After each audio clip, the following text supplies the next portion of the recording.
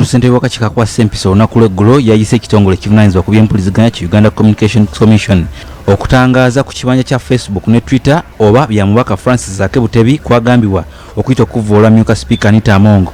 Abakulu okuva mu Uganda Communications Commission okubadde Abdusalam Waiswa munnamateeka w'ekitongole kino ne Michael Bamwesige avunaanyizibwa ku bya tekinologiya boogedde kati nti UCC obuyinza obukakasa ebyayisibwa ku mikutu gino n'obwannannyini ku bibanja ebyo tebulina kubanga emikutu gino migwira sijja wano. The Uganda Communications Commission did consider the request and responds as follows. One, that Facebook and Twitter are over-the-top applications provided by technology firms based in the United States of America.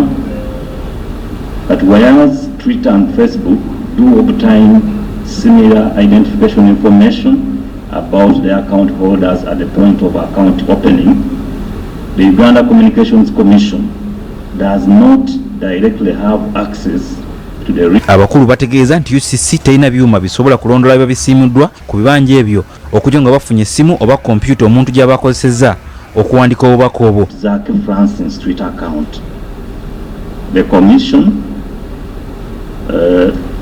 further guides that it can undertake further investigation on this matter, but this can only be done if we can get the physical devices that the user could have used to post the subject post.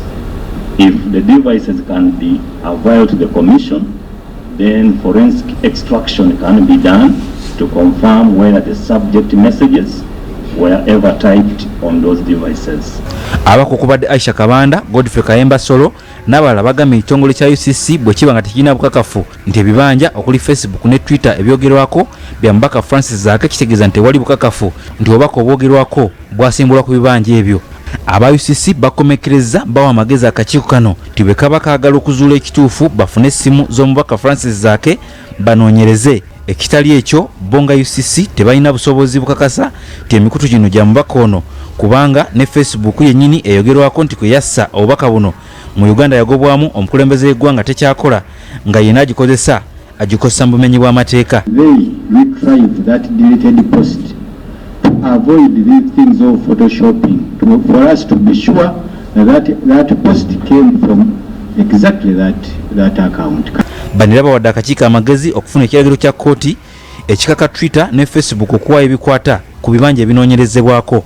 Omubaka Francis Zaake bwe yalabikako mu kakiiko kano ku balaza sabbiiti eno yalumiriza nti omumyuka wa sipiika yamusalira dda omusango oluvannyuma lw'obubaka bwagambibwa okufulumya yamuggyako dda obukuumi bwe bw'alina okufuna nga kaminsona. Kati Solomon Kirunda akola ng'omuwabuzi wa Paalamenti ku by'amateeka akiikidde kalani wa Paalamenti mu ssingano n'akakiiko kano okutangaaza kukyawaliza Paalamenti okujja obukuumi ku Francis Zaake. Agambye nti omusirikale yali owe Zaake musiiwufu wa mpisa ng'ajeemera ebiragiro by'abakulu ab'ebyokwerinda ku Paalamenti y'ensonga lwaki bamumuggyako. And SAUSAM, upon a complaint by the Division Police Commander of Parliament of the Republic of Uganda, was withdrawn by the Inspector General of Police. Wabula ono bwasiddwa ku nninga anyonyole oba obukuumi bwaggyibwa ku Zaake bamuwa obulala akkiriza nti bumuddiranga. From Honorable Zaake because of the gate incidences and the removal of security personnel guarding his home, so that we have our records as Parliament straight. Ku nsonga y'abakuumi abaali bakuuma amaka ga Zaake nga nabo bamuggyibwako alumiriza nti omubaka Zaake ye yabagaana. Yuda Musisi, BBSKATI, Ageesigika. Olunaku olwaleero